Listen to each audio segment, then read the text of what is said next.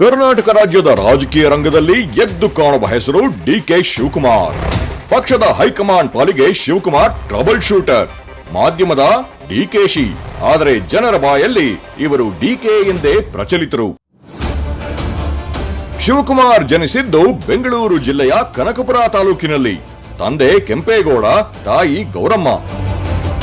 7ನೇ ತರಗತಿಯಲ್ಲಿದ್ದಾಗಲೇ ರಾಜಕೀಯದ ಆಸಕ್ತಿ ಹೊಂದಿದ್ದ ಶಿವಕುಮಾರ್ ಹುಡುಗರ ಗುಂಪಿನಲ್ಲಿ ನಾಯಕನಾಗೋದು, ಶಾಲೆಯಲ್ಲಿ ಲೀಡರ್ ಪಟ್ಟಕ್ಕೆ ಏರೋದು, ಆಟೋಟಗಳಲ್ಲಿ ಸಕ್ರಿಯವಾಗಿ ಭಾಗವಹಿಸುವುದು, ಹೀಗೆ ಸಹಪಾಠಿಗಳ ಪೈಕಿ ಜನಪ್ರಿಯರಾಗಿದ್ದರು. ಕನಕಪುರದ ಸೈಂಟ್ ರೀಟಾಸ್ ಶಾಲೆಯಲ್ಲಿ ಶಾಲಾ ಶಿಕ್ಷಣವನ್ನು ಆರಂಭಿಸಿದ ಶಿವಕುಮಾರ್ ಆನಂತರ ಬೆಂಗಳೂರಿನಲ್ಲಿ ಶಾಲಾಭ್ಯಾಸವನ್ನು ಮುಂದುವರೆಸಿದರು. ಬೆಂಗಳೂರಿನ ಪ್ರತಿಷ್ಠಿತ ನ್ಯಾಷನಲ್ ಪಬ್ಲಿಕ್ ಸ್ಕೂಲ್, ಬಸವೇಶ್ವರ ನಗರದ ಕಾರ್ಮೆಲ್ ಸ್ಕೂಲ್ಗಳಲ್ಲಿ ಪ್ರಾಥಮಿಕ ಶಿಕ್ಷಣವನ್ನು ಮುಗಿಸಿ ನಗರದ ಹೆಸರಾಂತ ವಿದ್ಯಾಸಂಸ್ಥೆ ವಿದ್ಯಾವರ್ಧಕ ಶಾಲೆಯಲ್ಲಿ ಹೈಸ್ಕೂಲ್ ಶಿಕ್ಷಣವನ್ನು ಸಂಪನ್ನಗೊಳಿಸಿದರು. ಆನಂತರ HKES ಕಾಲೇಜಿನಲ್ಲಿ PUC ವ್ಯಾಸಂಗ ಮಾಡಿದ ಶಿವಕುಮಾರ್ ಆಮೇಲೆ SJRC ಕಾಲೇಜಿನಲ್ಲಿ ಪದವಿ ಶಿಕ್ಷಣಕ್ಕೆ ಸೇರ್ಪಡೆಗೊಂಡರು. ವ್ಯಾಸಂಗ ಮುಂದುವರಿಸುತ್ತಲೇ ಸಕ್ರಿಯ ರಾಜಕಾರಣದಲ್ಲಿ ಇವರು ಹೆಜ್ಜೆ ಇಡತೊಡಗಿದರು. ಕಾಲೇಜಿನಲ್ಲಿದ್ದಾಗಲೇ ಕಾಂಗ್ರೆಸ್ ಪಕ್ಷಕ್ಕೆ ಆಕರ್ಷಿತರಾಗಿ ರಾಜಕೀಯ ಚಟುವಟಿಕೆಗಳಲ್ಲಿ ಭಾಗವಹಿಸತೊಡಗಿದ ಇವರು ಜನಪರ ಹೋರಾಟ ಮತ್ತು ಸಮಾಜಮುಖಿ ಕೆಲಸಗಳ ಕಡೆ ಒಲವು ಹೆಚ್ಚಾದ ಕಾರಣ ಕೇವಲ 21 ವರ್ಷದವರಾಗಿರುವಾಗಲೇ ರಾಜಕೀಯದ ಅಖಾಡ ಪ್ರವೇಶಿಸಿದ ಹೆಗ್ಗಳಿಕೆಗೆ ಪಾತ್ರರಾದರು. ಸ್ಥಳೀಯ ತಾಲೂಕು ವ್ಯವಸಾಯೋತ್ಪನ್ನ ಮಾರಾಟ ಸಹಕಾರ ಸಂಘದ ನಿರ್ದೇಶಕರಾಗಿ ನೇಮಕವಾಗಿದ್ದು ಇವರ ರಾಜಕಾರಣಕ್ಕೆ ಮುನ್ನುಡಿಯಾಯಿತು. ವ್ಯಾಸಂಗ ಪೂರ್ಣಗೊಳಿಸುವ ಮೊದಲೇ ವಿಧಾನಸಭಾ ಚುನಾವಣೆಯಲ್ಲಿ ಸ್ಪರ್ಧಿಸುವ ಅವಕಾಶ ಸಿಕ್ಕಾಗ ಆ ಅವಕಾಶವನ್ನು ಸ್ವೀಕರಿಸುವ ಎದೆಗಾರಿಕೆ ತೋರಿದ್ದು ಇವರ ವ್ಯಕ್ತಿತ್ವದ ವಿಶೇಷ.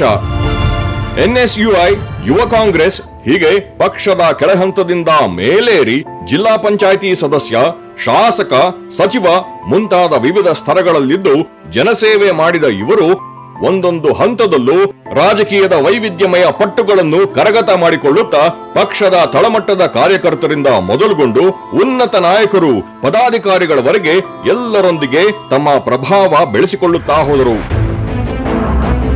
1985ರಲ್ಲಿ ವಿಧಾನಸಭೆ ಚುನಾವಣೆ ಘೋಷಣೆಯಾಗಿತ್ತು.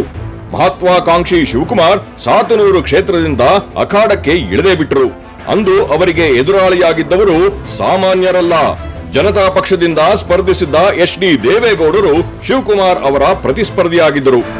ಆ ಚುನಾವಣೆಯಲ್ಲಿ ಯುವಕ ಶಿವಕುಮಾರ್ಗೆ ವಿಜಯಲಕ್ಷ್ಮಿ ಒಲಿಯಲಿಲ್ಲ. ಹಾಗಂತ ಶಿವಕುಮಾರ್ ಧೃತಿಗೆಡಲಿಲ್ಲ ಮತ್ತು ಸುಮ್ಮನೆ ಕೂರಲಿಲ್ಲ.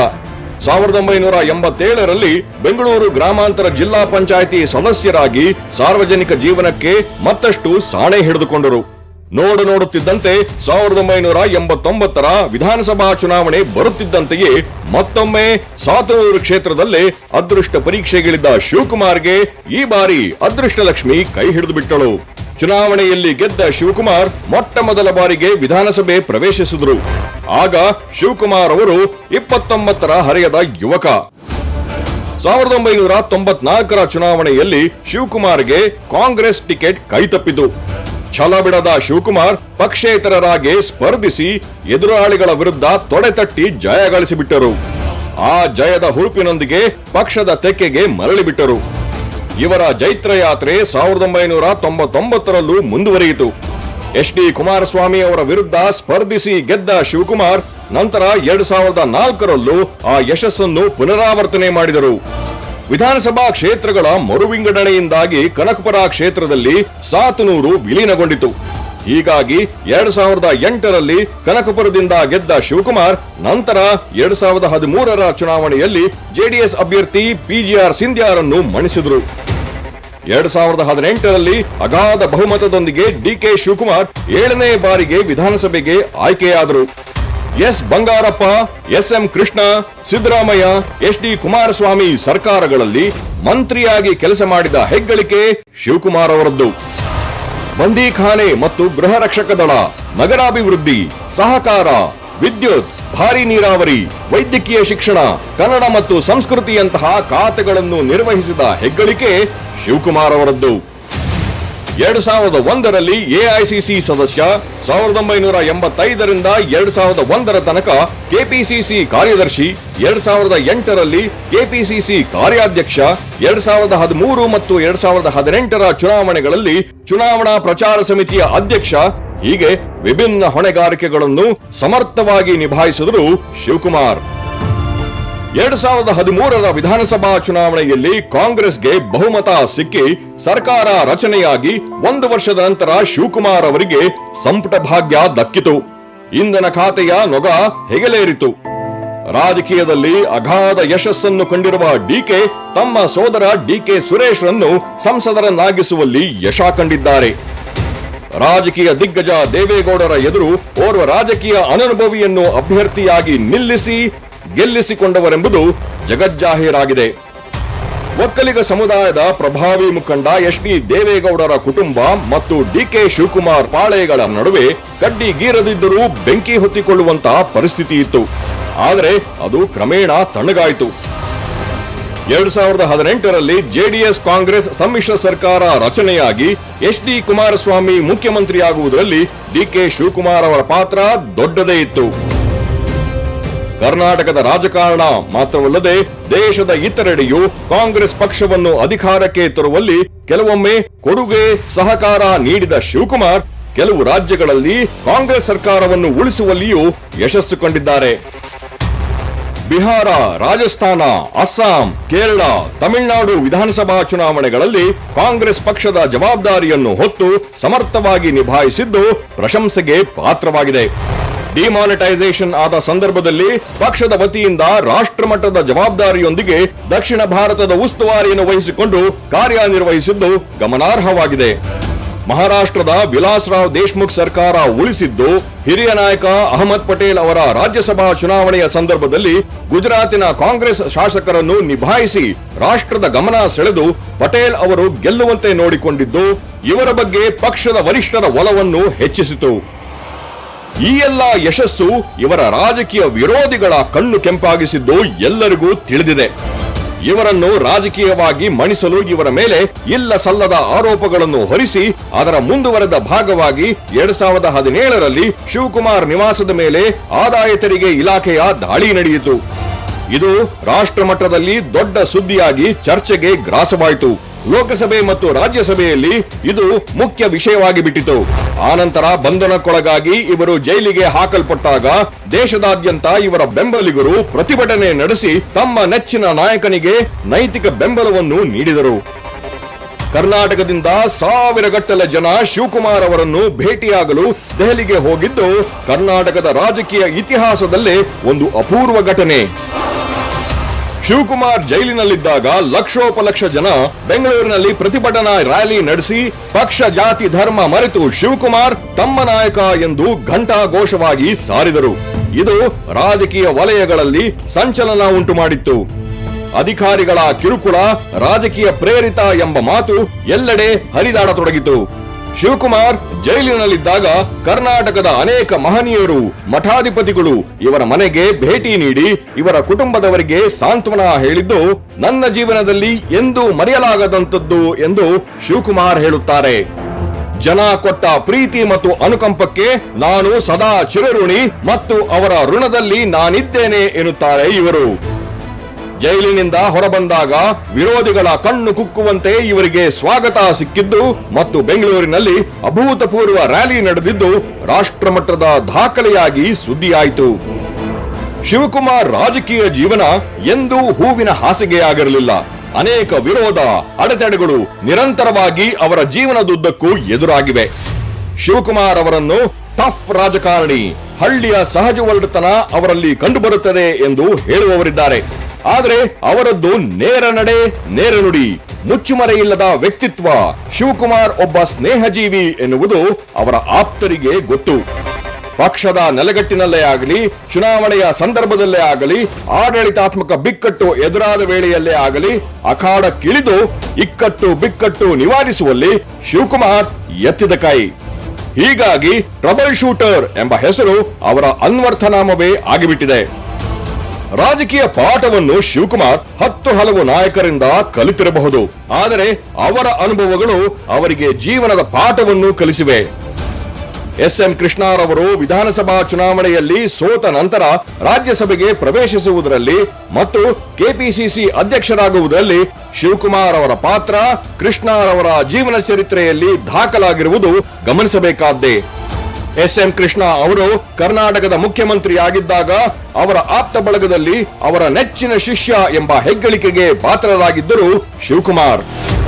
ಮಾತಿಗೆ ಬದ್ಧ, ಸಮರಕ್ಕೂ ಸಿದ್ಧ ಎನ್ನುವಂತಿದ್ದರೂ ಅವರು ಸುಲಭವಾಗಿ ತಾಳ್ಮೆ ಕಳೆದುಕೊಳ್ಳುವುದಿಲ್ಲ.